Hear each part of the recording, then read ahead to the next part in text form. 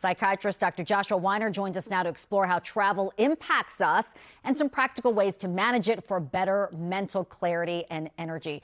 Travel is getting tougher, so let's start with the jet lag.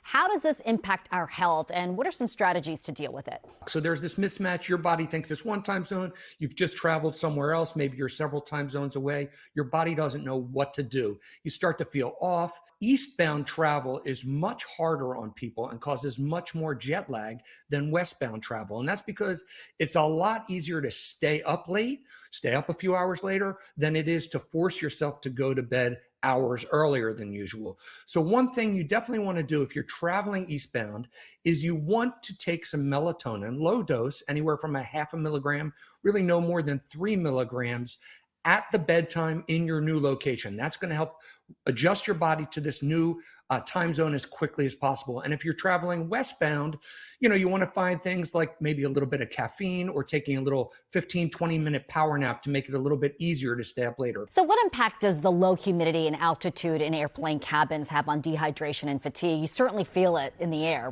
When you are flying in a commercial plane, obviously the plane's flying at about 30,000 feet, but they pressurize the cabin to the equivalent of about 6,000 to 8,000 feet. And as a result of that, oxygen saturation levels are about 5% lower than they are at ground level. So that really can cause some people to feel tired and out of it, etc. The other thing is this dry air. So the humidity that they have inside planes is about 10%, which is much drier than even the Sahara Desert. So the Sahara Desert's about 25%.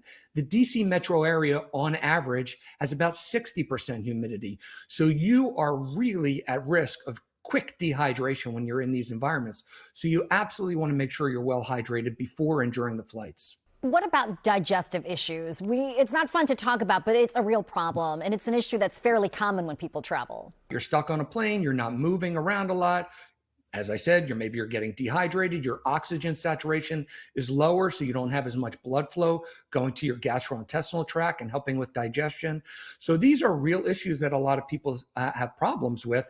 And of course, this can then impact mental health. I've talked multiple times with you about the connection between brain health and gut health. So anytime you're constipated, particularly with kids, it can become a real problem.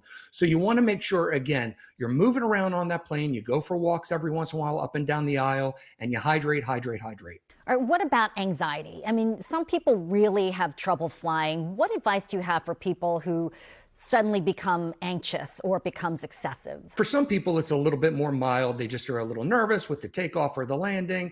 They might squeeze their chair or hold your hand real tightly. They're nervous, but it's not horrible. Then you have other people where days leading up to their trip, they're losing sleep, they're anxious, they're worried, or some people, they just cannot go on vacations that require flying.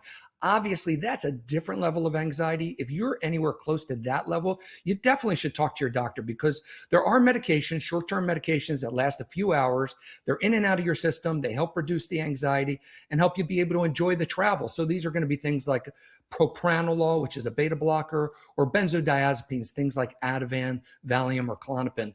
So while we want to avoid medication when possible and use natural approaches, slow, deep breathing, sometimes medication is going to be necessary. All right, Dr. Joshua Weiner, thanks so much for that advice. My pleasure.